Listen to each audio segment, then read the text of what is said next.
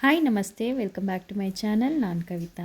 ಇವತ್ತು ಶನಿವಾರದ ಸಂಜೆಯಿಂದ ವಿಡಿಯೋನ ಶುರು ಮಾಡ್ತಾ ಇದ್ದೀನಿ. ನಿನ್ನೆ ವೈಭವಲಕ್ಷ್ಮಿ ಪೂಜೆನ ಮಾಡಿದ್ರಿಂದ ಆಷಾಢದ ಶುಕ್ರವಾರದ ಮೊದಲನೇ ವಾರದ ಪೂಜೆ, ಹಾಗಾಗಿ ಹೂವು ಏನೂ ತೆಗೆದಿರಲಿಲ್ಲ, ಇನ್ನೂ ಚೆನ್ನಾಗಿತ್ತು. ಹಾಗಾಗಿ ಅಷ್ಟೊಂದೇನು ಬಾಡಿರಲಿಲ್ಲ ಅಂಥೇಳಿ ಹಾಗೆಯೇ ಸಿಂಪಲ್ಲಾಗಿ ಎಲ್ಲನೂ ದೇವ್ರ ಮನೆಯೆಲ್ಲ ಕ್ಲೀನ್ ಮಾಡಿ ಸಂಜೆ ಪೂಜೆಯನ್ನು ಮುಗಿಸಿದ್ದಾಯಿತು.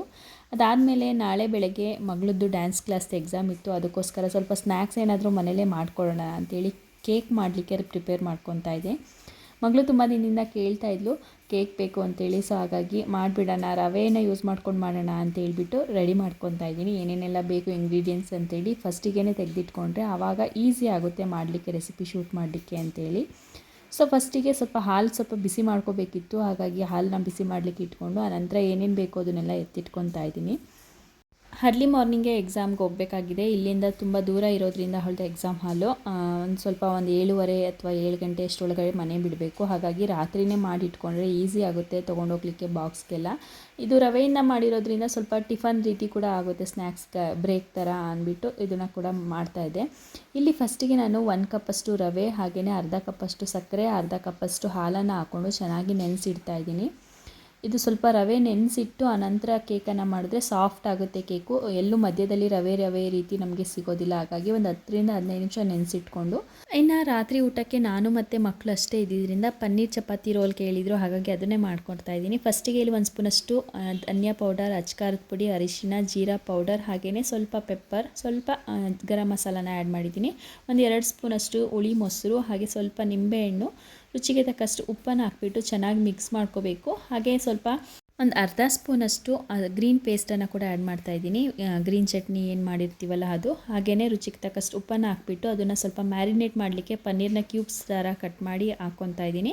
ಇದ್ರ ಜೊತೆಗೆ ಸ್ವಲ್ಪ ಬೆಲ್ ಪೆಪ್ಪರ್ಸ್ ಕೂಡ ಇತ್ತು, ಎಲ್ಲ ಕಲರ್ದು. ಹಾಗಾಗಿ ಯೆಲ್ಲೋ, ರೆಡ್, ಗ್ರೀನ್ ಇದಿಷ್ಟು ಸ್ವಲ್ಪನೇ ಯೂಸ್ ಮಾಡಿಕೊಂಡು ಹಾಕೋಣ ಅಂಥೇಳಿ ತಿಕ್ಕ ರೀತಿ ಮಾಡ್ಕೋಬೇಕಿತ್ತು. ಆದರೆ ಮಕ್ಕಳಿಗೆ ಕ್ಯಾಪ್ಸಿಕಮ್ ಎಲ್ಲ ರೋಲ್ ಜೊತೆ ಹಾಕಿದ್ರೆ ಇಷ್ಟಪಡಲ್ಲ ಅಂಥೇಳಿ ಸ್ವಲ್ಪ ಹಾಗೆಯೇ ಫ್ರೈ ರೀತಿ ಮಾಡೋಣ ಅಂಥೇಳಿ ಅದಾದಮೇಲೆ ಕಟ್ ಮಾಡ್ಕೊತಾ ಇದ್ದೀನಿ. ನಾವು ಯಾವ ರೀತಿ ಫ್ರೈ ಆಗಿರಲಿ ಅಥವಾ ಹೆಂಗೆ ಮಾಡಿಕೊಟ್ರು ತರಕಾರಿಗಳನ್ನ ಅವ್ರು ಯಾವುದಾದ್ರು ಒಂದು ರೀತಿಯಲ್ಲಿ ತೆಗೆದು ಹಾಕ್ತಾರೆ.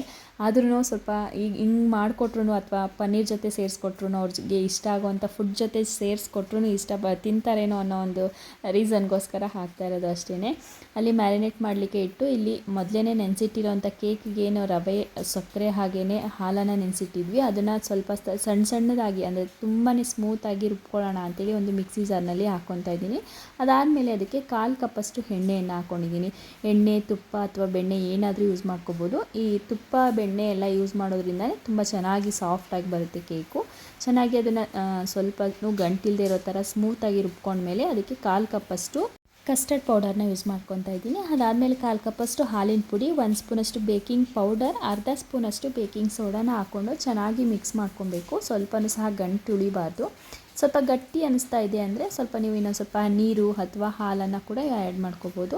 ಇಲ್ಲಿ ಫ್ಲೇವರ್ಗೋಸ್ಕರ ನಾನು ಏನನ್ನೂ ಯೂಸ್ ಮಾಡಿಲ್ಲ. ಏಲಕ್ಕಿ ಪೌಡರ್ ಅಥವಾ ವೆನಿಲಾ ಎಸೆನ್ಸ್ ಈ ಥರದನ್ನು ಆ್ಯಡ್ ಮಾಡ್ಕೊಳ್ಳಿ. ಅದಾದಮೇಲೆ ಸ್ವಲ್ಪ ಡ್ರೈ ಫ್ರೂಟ್ಸನ್ನು ಹಾಕ್ಬಿಟ್ಟು ಮೌಲ್ಡಿಗೆ ಟ್ರಾನ್ಸ್ಫರ್ ಮಾಡ್ಕೊತಾ ಇದ್ದೀನಿ. ಮೌಲ್ಡಿಗೆ ಫುಲ್ಲಾಗಿ ನಾವು ಬ್ಯಾಟರ್ನ ಹಾಕಲಿಕ್ಕೆ ಹೋಗಬಾರ್ದು. ಸ್ವಲ್ಪ ಬೇಕಾದಾಗ ಅದು ಜಾಸ್ತಿ ಆಗೋ ಚಾನ್ಸಸ್ ಇರುತ್ತೆ. ಹಾಗೆ ಆಚೆನೂ ಕೂಡ ಬಂದುಬಿಡುತ್ತೆ. ಹಾಗಾಗಿ ಅರ್ಧದಷ್ಟು ಮಾತ್ರ ನಾವು ಹಾಕ್ಕೊಂಡ್ರೆ ಚೆನ್ನಾಗಿರುತ್ತೆ. ಬೌಲು ಶೇಪ್ ಕರೆಕ್ಟಾಗಿ ಬರುತ್ತೆ. ಹಾಗೆ ಮೇಲ್ಗಡೆ ಸ್ವಲ್ಪ ಶುಗರ್ ಬಾಲ್ನ ಸ್ಪ್ರಿಂಕಲ್ಸ್ ಮಾಡಿಬಿಟ್ಟು ಬೇಕ್ ಮಾಡಲಿಕ್ಕೆ ಇಡ್ತಾಯಿದ್ದೀನಿ. ಈ ರವೆ ಆಗಿರೋದ್ರಿಂದ ಇದು ಸೇಮ್ ನಾವು ಕೇಕ್ ಹೆಂಗೆ ಮಾಡ್ತೀವೋ ಮೈದಾ ಹಿಟ್ಟು ಅದೇ ರೀತಿ 180 ಡಿಗ್ರಿಯಲ್ಲಿ 25 ಮಿನಿಟ್ಸ್ ಬೇಕ್ ಮಾಡಿಕೊಂಡ್ರೆ ನಮಗೆ ಚೆನ್ನಾಗಿ ಬರುತ್ತೆ ಕಪ್ ಕೇಕು. ಹಾಗೆ ಉಳಿದಿರೋವಂಥ ಬ್ಯಾಟರ್ನ ಇಲ್ಲಿ ಬ್ರೆಡ್ ಮಾಡೋವಂಥ ಮೋಲ್ಡ್ಗೆ ಕೂಡ ಹಾಕಿ ಅದನ್ನು ಕೂಡ ಚೆನ್ನಾಗಿ ಬೇಕ್ ಮಾಡ್ಕೊತಾ ಇದ್ದೀನಿ.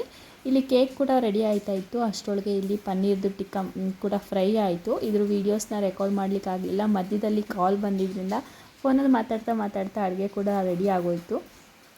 ಇದರ ರೆಸಿಪಿ ಏನಾದರೂ ಬೇಕಿದ್ದರೆ ಕಮೆಂಟ್ ಸೆಕ್ಷನಲ್ಲಿ ತಿಳಿಸಿ. ಖಂಡಿತ ನೆಕ್ಸ್ಟು ವೀಡಿಯೋನಲ್ಲಿ ಅಥವಾ ವ್ಲಾಗ್ಸಲ್ಲಿ ಶೇರ್ ಮಾಡ್ತೀನಿ, ಶಾರ್ಟ್ ವೀಡಿಯೋನಲ್ಲಾದ್ರೂ.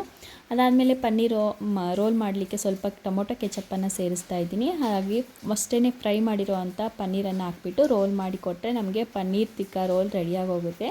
ತುಂಬ ಚೆನ್ನಾಗಿರುತ್ತೆ. ಗ್ರೀನ್ ಮಸಾಲ ಜೊತೆ, ಚಟ್ನಿ ಜೊತೆ ಅಂತ ಹಾಕ್ಕೊಂಡು ತಿಂತಾಯಿದ್ರೆ ರಾತ್ರಿ ಊಟಕ್ಕೆ ಸಿಂಪಲ್ಲಾಗಿ ಒಂದೊಂದು ರೋಲ್ ಆದರೆ ಸಾಕಾಗಿತ್ತು. ಹಾಗಾಗಿ ಸ್ವಲ್ಪ ಸ್ಯಾಲಡ್ ಜೊತೆಗೆ ಚಪಾತಿ ರೋಲನ್ನು ಮಾಡಿಕೊಂಡೆ. ಅದಾದಮೇಲೆ ಅಷ್ಟರೊಳಗೆ ಊಟ ಎಲ್ಲ ಮುಗಿಸಿದ ನಂತರ ಕೇಕ್ ಕೂಡ ಚೆನ್ನಾಗಿ ಬೇಕಾಗಿ ತಣ್ಣಗಾಗಿತ್ತು. ಅದನ್ನು ಕೂಡ ಅನ್ಮೌಲ್ಡ್ ಮಾಡೋಣ, ಬಾಕ್ಸಿಗೆಲ್ಲ ಹಾಕಿ ಪ್ರಿಪೇರ್ ಮಾಡಿ ಇಟ್ಕೊಬಿಟ್ರೆ ಬೆಳಗ್ಗೆ ಹೋಗ್ಲಿಕ್ಕೆ ಈಸಿ ಆಗುತ್ತೆ ಅಂತೇಳಿ ಮಾಡ್ತಾಯಿದ್ದೀನಿ. ನೋಡ್ತಾ ಇರ್ಬೋದು ಎಷ್ಟು ಸಾಫ್ಟಾಗಿ ನಾವು ಈ ಮೈದಾ ಹಿಟ್ಟಲ್ಲೇ ಮಾಡಿದ್ದೀವೇನೋ ಅನ್ನೋ ರೀತಿ ಬಂದಿತ್ತು. ತುಂಬ ಚೆನ್ನಾಗಿದೆ, ಟೇಸ್ಟ್ ಕೂಡ ಅಷ್ಟೇ ಚೆನ್ನಾಗಿತ್ತು.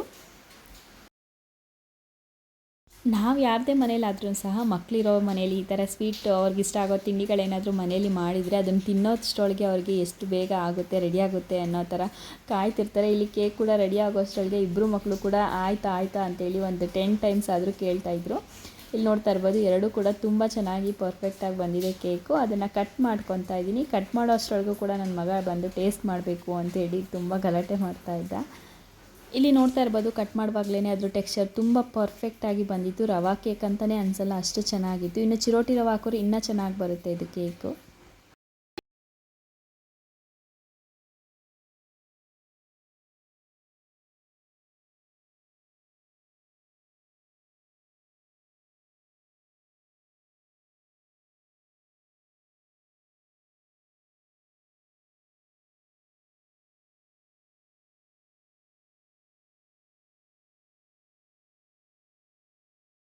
ಮಾರ್ನಿಂಗ್ ಮತ್ತೆ ಅದೇ ವಿಡಿಯೋನ ಕಂಟಿನ್ಯೂ ಮಾಡ್ತಾ ಇದ್ದೀನಿ. ನಿನ್ನೆ ವ್ಲಾಗ್ ಎಂಡ್ ಮಾಡಿರಲಿಲ್ಲ, ಹಾಗಾಗಿ ಇವತ್ತು ಬೆಳಗ್ಗೆ ಎಕ್ಸಾಮ್ನೆಲ್ಲ ಮುಗಿಸಿ ಚೆನ್ನಾಗಿ ಪರ್ಫಾರ್ಮ್ ಎಲ್ಲ ಮಾಡಿದ್ಲಂತೆ. ಅದಾದಮೇಲೆ ನಾವು ವಾಪಸ್ ರಿಟರ್ನ್ ಆದ್ವಿ.